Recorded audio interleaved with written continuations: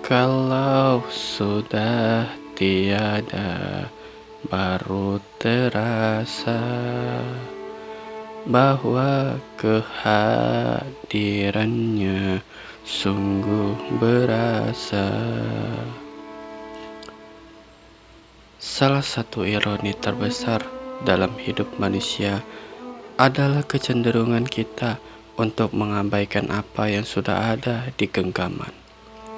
Kita seringkali menjadi makhluk yang buta terhadap keindahan dan kenyamanan yang hadir setiap hari, hanya karena kita sudah terlalu terbiasa dengannya.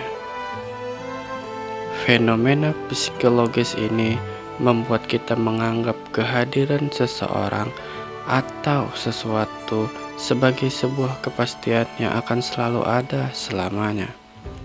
Ketika orang tua masih rajin menyapa, ketika pasangan masih selalu ada di sisi, atau ketika seseorang sahabat masih selalu siap mendengarkan keluh kesah kita.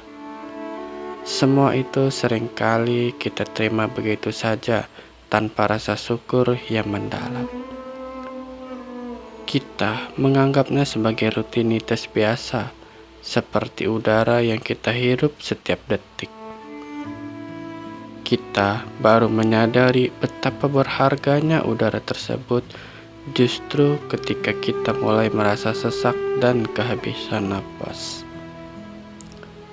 Kehilangan adalah guru yang paling kejam, namun sekaligus menjadi lensa paling jernih yang dipunyai oleh manusia. Kata-kata "kalau sudah tiada, baru terasa" menggambarkan momen hantaman kesadaran yang luar biasa hebat saat kekosongan itu benar-benar terjadi. Ketika seseorang yang berharga itu melangkah pergi, atau ketika takdir menjemput mereka untuk pulang selamanya, ruang yang ditinggalkan tiba-tiba terasa begitu luas dan sunyi.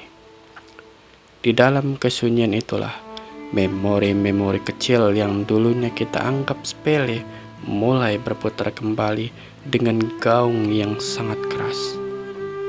Kita baru menyadari bahwa suara langkah kakinya di rumah, pesan singkatnya di pagi hari, atau bahkan omelan kecilnya yang dulu sempat membuat kita risih, ternyata adalah melodi-melodi penting yang menyusun kebahagiaan hidup kita selama ini.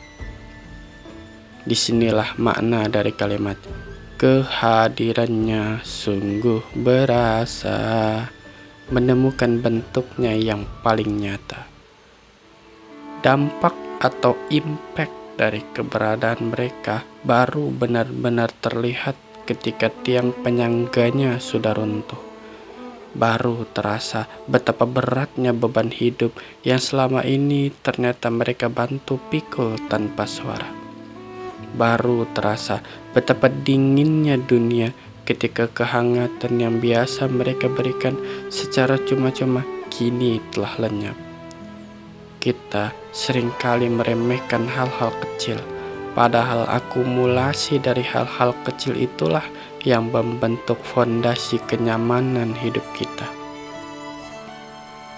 Rasa kehilangan yang mendalam sebetulnya adalah bukti konkret bahwa cinta dan ketergantungan kita pada mereka jauh lebih besar daripada apa yang berani kita akui saat mereka masih ada. Narasi ini pada akhirnya tidak ditulis untuk sekadar merayakan penyesalan yang terlambat, melainkan sebagai sebuah sentilan sekaligus alarm peringatan bagi kita yang hari ini masih memiliki. Kalimat ini mengetuk pintu hati kita untuk berhenti sejenak dari kesibukan dunia dan menengok ke sekeliling. Selagi orang-orang yang mencintaimu masih bernapas, selagi mereka masih bisa kamu peluk, dan selagi kata maaf serta terima kasih masih bisa mereka dengar secara langsung, hargailah mereka secara utuh.